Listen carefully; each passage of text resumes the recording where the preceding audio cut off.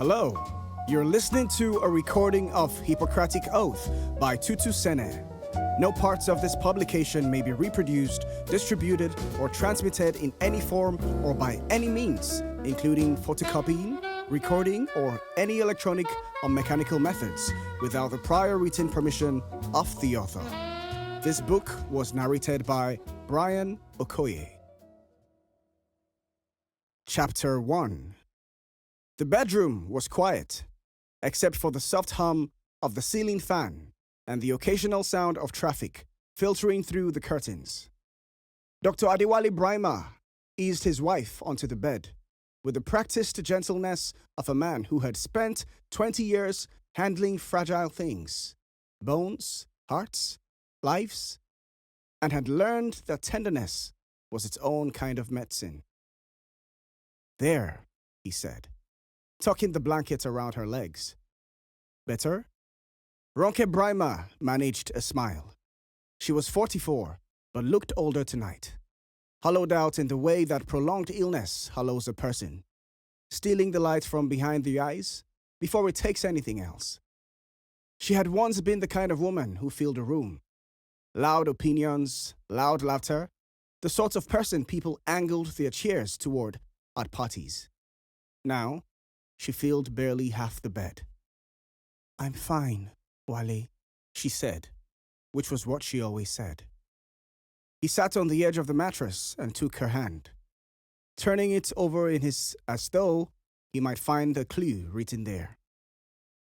The results came back from the lab this afternoon. She searched his face, and nothing conclusive. He kept his voice even.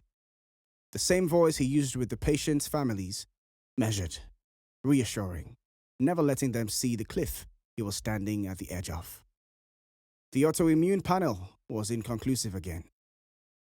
Tunde wants to run another liver function screen. But I think we need to. 6 months, Wale, she said quietly. Not as an accusation, just a fact laid on the blanket between them. "I know. You're the best diagnostician at that hospital. People come from Abuja, from London, for a second opinion from you." She squeezed his hand. "Why can't you find out what is wrong with your own wife?" He looked at her then, and something moved across his face. Too quickly to name. Grief, perhaps, or something that looked like it. "I will find it," he said. "I promise you, Ronke. I will not stop until we have an answer. And then we will fix it." She patted his hand the way one pats the hand of someone who means well. "All right," she said. "Make me some tea before you sleep." He went to the kitchen and returned with her hibiscus tea, brewed from the packet on the counter. The same packet he always used, measuring it out with the same careful hand. Chapter 2. The room Adaeze Okonkwo shared with her mother was small, but kept with a fierce, particular pride. The kind of pride that arranges what little it has so that nothing looks like poverty. A hand-embroidered cloth covered the old dresser. Bible verses cut from a calendar were framed on the wall. On the windowsill, 3 small plants in repurposed tin cans grew with unlikely determination toward the light.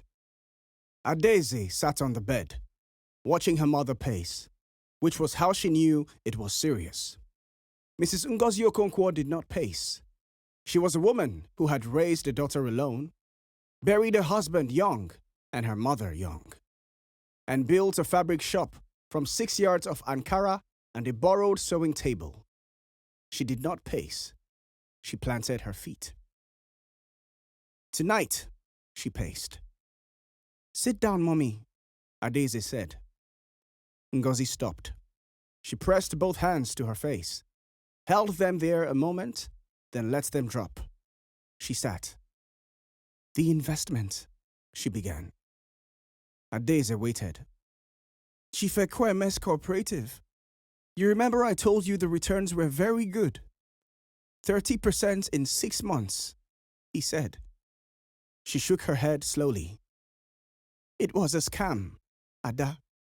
The whole thing was a scam. By the time we understood what was happening, the money was gone. All of it. My savings. The money I had put aside from the shop. She folded her hands in her lap. I have had to close the shop. The words landed like something dropped from a height. All of it, Adaeze said. All of it. Adaeze looked at the plants on the windowsill. She thought of her second-year results, which had been excellent.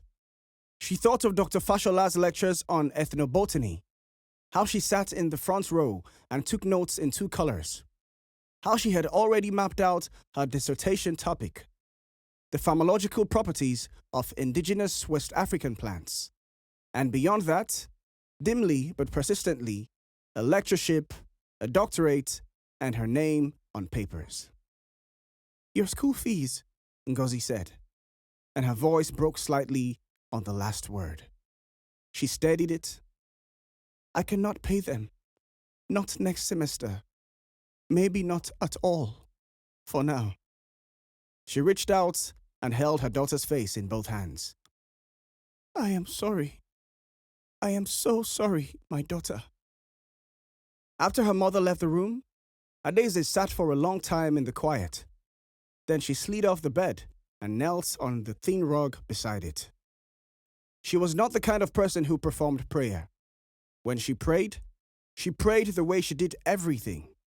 Directly, specifically, without decoration.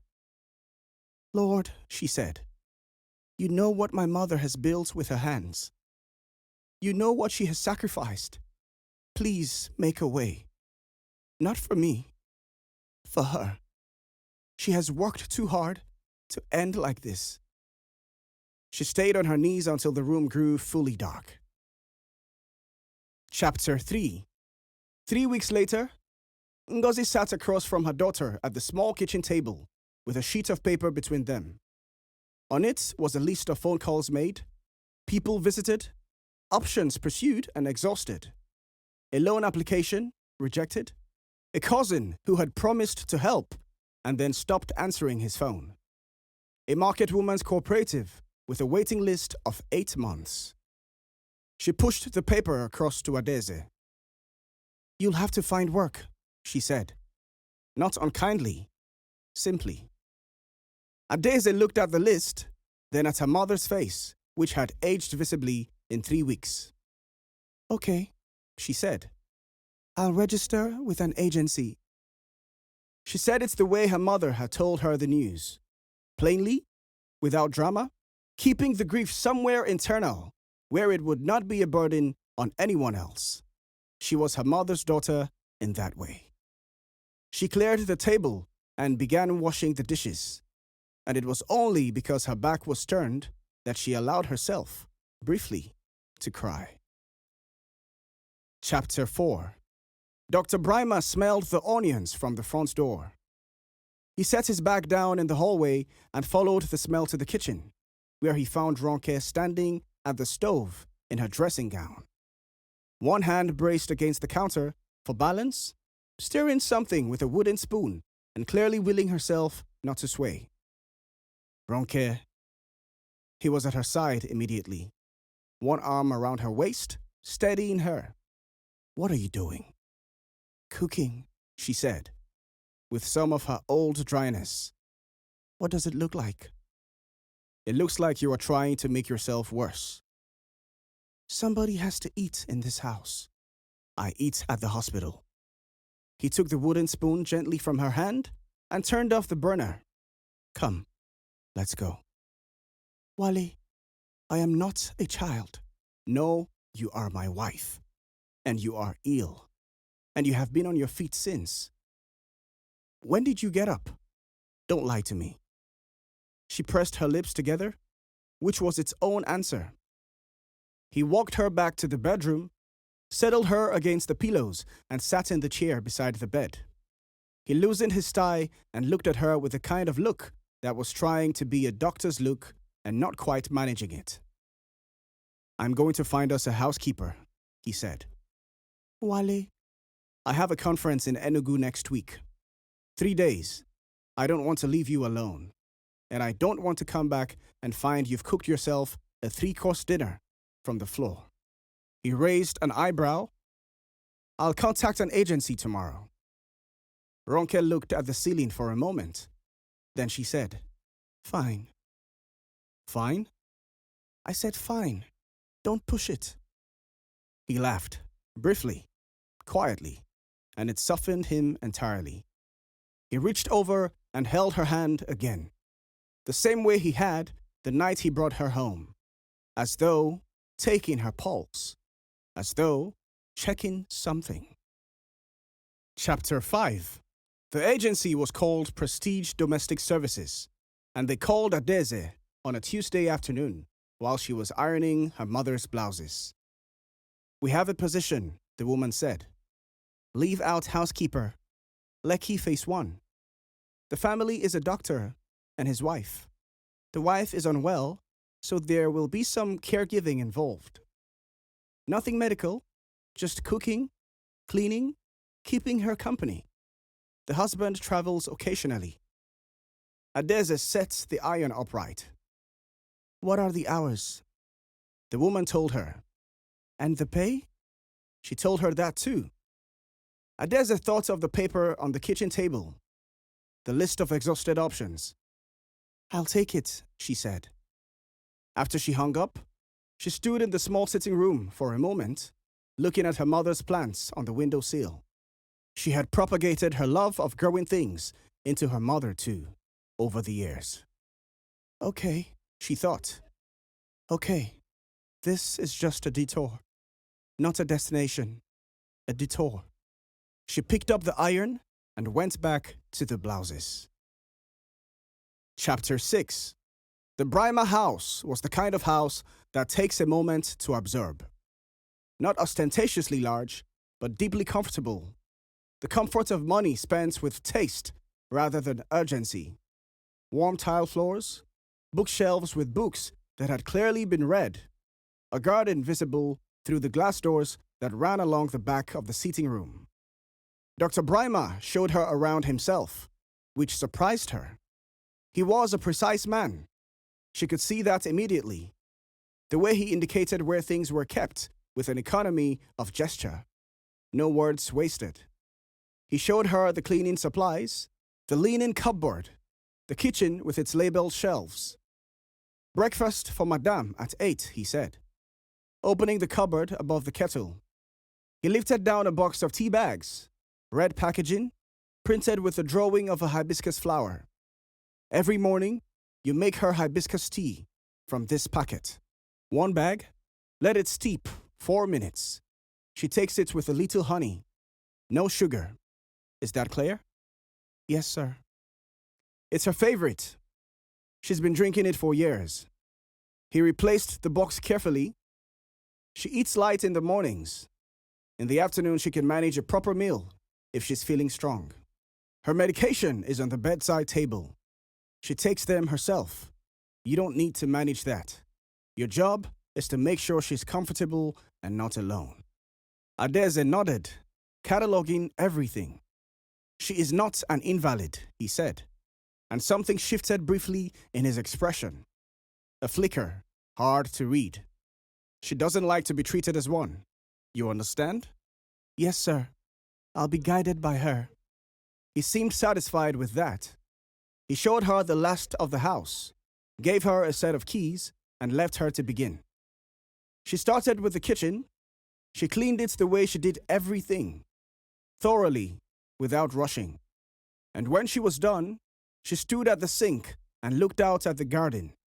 There was a row of aloe vera along the far wall, lemongrass growing wild near the gate, a bougainvillea that had been allowed to do whatever it wanted. She thought, someone used to tend this. Chapter 7. By the 3rd day of Dr. Brima's conference in Enugu, Adaeze and Madame Ronke had established something that could not quite be called a routine, because routines are deliberate, and what grew between them was more organic than that. Adaeze brought tea at 8. She asked whether Madame preferred the window open or closed. She did not chatter, but hummed old church songs to herself while she cleaned and Ronke lay reading. Ronke found she did not mind.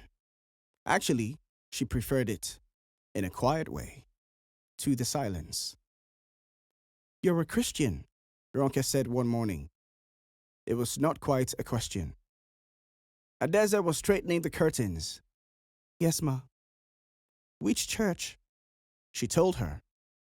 "Your people are Igbo?" "Yes, ma. From Nnewi. But I was born in Lagos." Ronke settled back into her pillows. "My mother was from Ibadan. My father was from Abeokuta. My husband is from Ijebu-Ode." She said it with mild amusement. Adaeze smiled at the curtains. "What did you do before this?" Ronke asked. A small pause. "I was a student, ma." "What were you studying?" "Botanical science. I'm in my second year." She smoothed the curtain flat. "I had to take a break." Ronke looked at her for a moment. "Botanical science?" she repeated, as though tasting it. "Plants?" "Yes, ma. My garden used to be beautiful," Ronke said, looking toward the window. "I used to grow things before I got sick." Adaeze turned from the curtain. "I noticed the lemongrass near the gates, ma. It just needs some cutting back. The aloe is still strong." Something lightened in Ronke's face.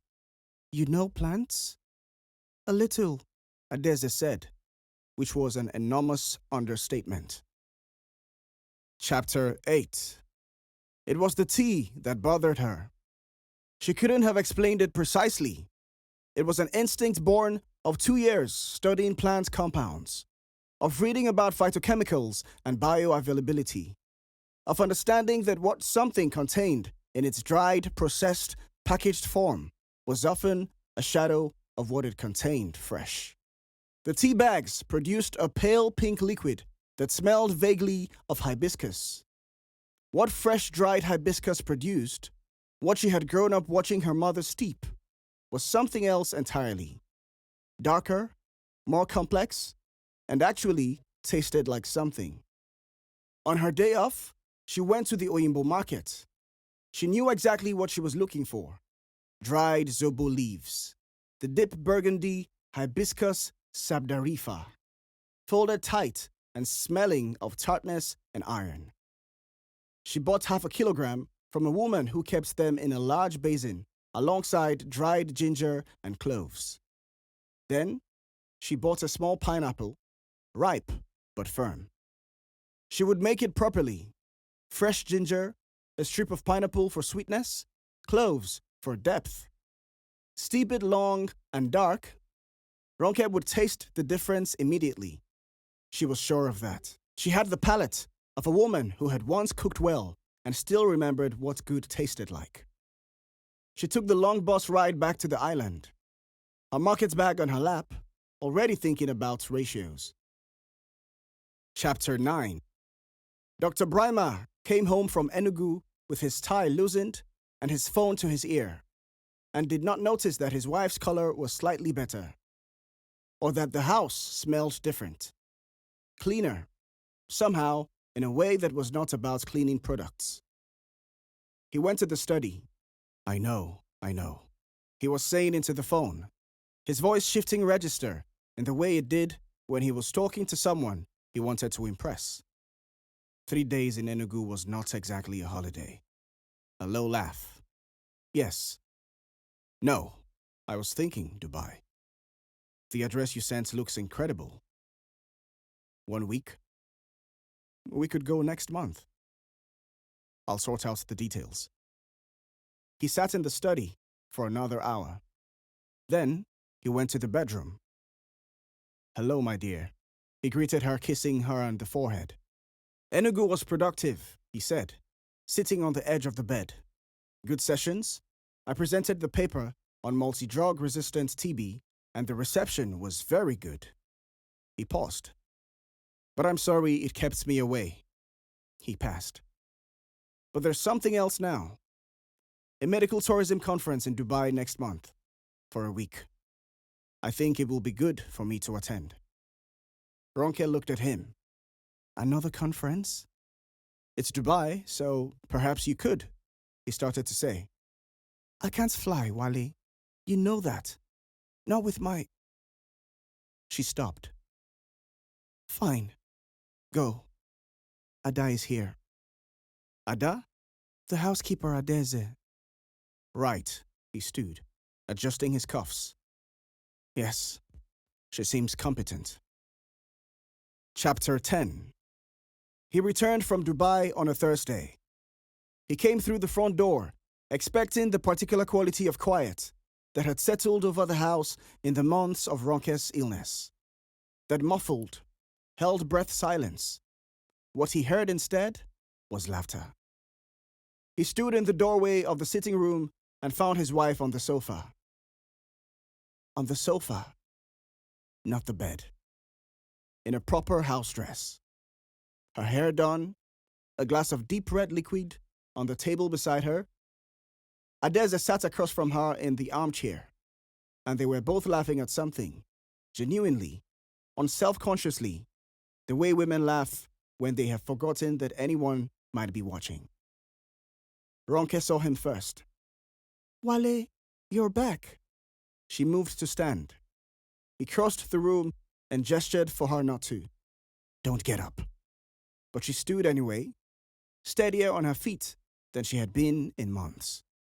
And he registered that with something he could not immediately classify. You look, he started. Better? She said. Yes, I do feel much better. Much better, actually.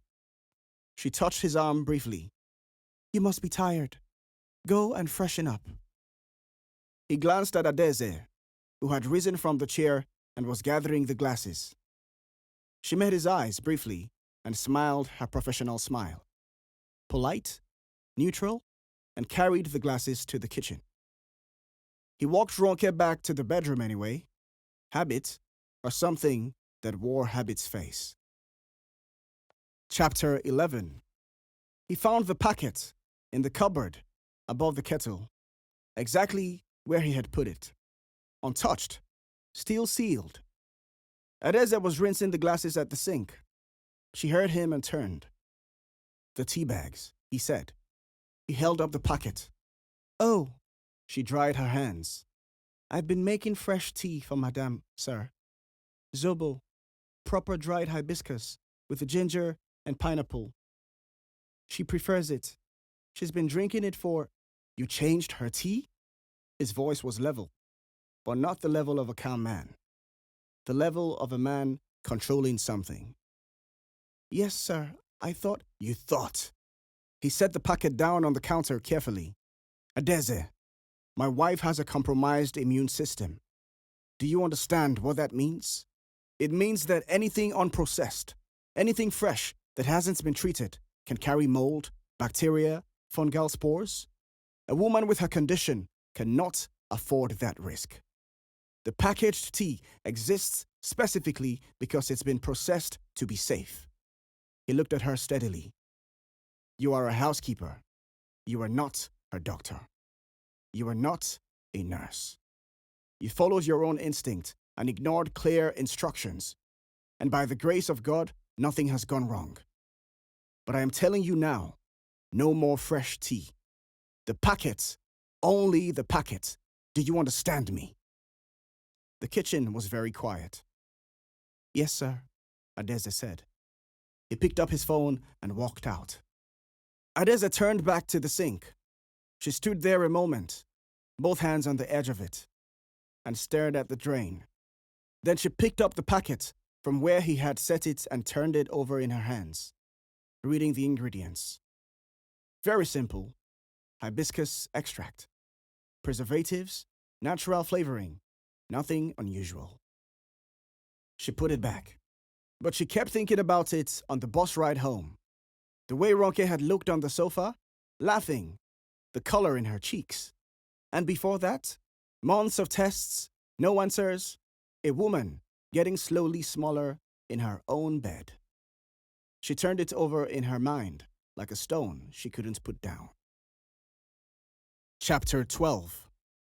Without the fresh tea, Ronke began to dim again. It was not dramatic. It was the same slow recession. Less energy, more time in bed, the laughter replaced by a careful conservation of effort. By the end of the week, she was back to breakfasting in the bedroom. Dr. Brymer left for the third trip. A long weekend, he said. She didn't ask where, and the house settled into its old quiet. On the third morning, Adaeze stood in the kitchen and looked at the packet of tea bags for a long time. It wasn't scientific. She knew that. It was a hunch, and the hunches were not evidence. And she was aware that she was a 20-year-old housekeeper with 2 years of undergraduate botany and no right whatsoever to a medical opinion. And yet, she went to her bag and took out the small parcel of dried hibiscus she had kept. She didn't know why she'd kept it, only that she hadn't been able to bring herself to throw it away. She brewed the fresh tea and then took it to Ronke with the honey, the way she always did. Ronke sipped it and closed her eyes briefly. "You made the real tea again," she said. "Yes, Ma. I'm sorry. I know the doctor said, don't apologize." Ronke took another sip. "I told you I felt better." They looked at each other across the teacup. "Ma," Adaeze said slowly, "can I ask you something?" Ronke waited. "How long have you been drinking from that specific packet? That brand? That same one?" Ronke considered. "Wally started buying it some time ago. Maybe 7, 8 months. He said he'd found a brand with a higher antioxidant content. He was very particular about it." She paused. "Why?" "Nothing," Adaeze said. "I'm just nothing. Drink the tea, Ma." But her mind was doing the arithmetic, and the arithmetic was producing a number she didn't want to look at directly. 6 months of illness, 8 months of tea, and the only variable she had changed, the one time Ronke had gotten better, was with her tea. It could be coincidence, she told herself on the bus home that evening. It could be anything. She stared out the window at Lagos moving past, all its noise and color. But what if it isn't? Ronke couldn't sleep that night, tossing and turning, afraid to put words to the thoughts that were now storming her mind. Chapter 13. Madame Ronke's cousin, Biodun, was a pharmacist who had worked for 15 years with a large pharmaceutical company before opening his own dispensary in Ikeja. He was a methodical man, not prone to alarm, not given to dramatics, which was partly why Ronke trusted him, and partly why, when he came to the house 2 days after she called him, she knew from his face that something was wrong before he spoke. He had brought someone with him, a woman named Detective Sergeant Folake Coker. Plain clothes, handshake like a grip. She sat in the sitting room with a notebook open on her knee, and her face gave away nothing. Biodun sat across from his cousin and placed the tea packet on the table between them, as though it were something that needed to be handled carefully. "Where did you get these?" he said. "Wally buys them. He always has a few packets in the cabinet." Biodun nodded. He looked at the detective, then back at Ronke. "I found a compound in the tea bags. A hepatotoxic agent, something that accumulates in the liver over time, impairing function and suppressing immune response. In small amounts, over a long period, it produces exactly the kind of slow deterioration you've been experiencing." He spoke carefully, in the measured voice of someone determined not to cause panic. "What makes this significant, Ronke, is the quantity. Every single tea bag I tested contains the same amount, the same dose exactly." The sitting room was very quiet. If it were contamination, Detective Kolka said, her voice practical and unhurried. If it were a manufacturing error, we'd expect variation. More in one bag, less in another, none in several. What we have here is consistency. She looked at Ronke steadily. That consistency is not accidental. Ronke's face did not collapse. She was the kind of woman, even ill, even diminished, who received terrible news with a stillness that was not numbness, but its opposite. A very acute, very controlled form of being present. Someone did this deliberately, she said. That is what the evidence suggests. Detective Coker leaned forward slightly. Mrs. Brymer, where does your husband buy these tea packets? Chapter 14. The call came while Adaeze was preparing lunch. Ronke called her to the bedroom and put the phone on speaker. Detective Coker's voice filled the room. We tested 5 additional packets from the same shop, she said. Same brand, same product. None of them contained the compound. Their stock is clean. She paused. I'd like to visit Dr. Brymer's office. Not his hospital office. His personal consulting room at the clinic on the island. Ronke looked at Adaeze for a moment. Adaeze looked at the floor. Yes, Ronke said. I can arrange that. After she hung up, the room was quiet. Adaeze collected the lunch tray from the bedside table and began to take it back to the kitchen. Adaeze, she stopped. You knew something was wrong. It was not an accusation. Ronke's voice was quiet, wondering, perhaps a little broken. Before any of this, you had a feeling. I'm sorry I didn't say it more clearly, Ma. I didn't think... She stopped, started again. I wasn't sure. I didn't want to say something that wasn't my place to say. Ronke looked at her for a long time. Come and sit down, she said. Adaeze sat, and Ronke Brymer, who was still processing the arithmetic of her own marriage, the careful geometry of cruelty that had been practiced against her for months, reached out and held the young woman's hand.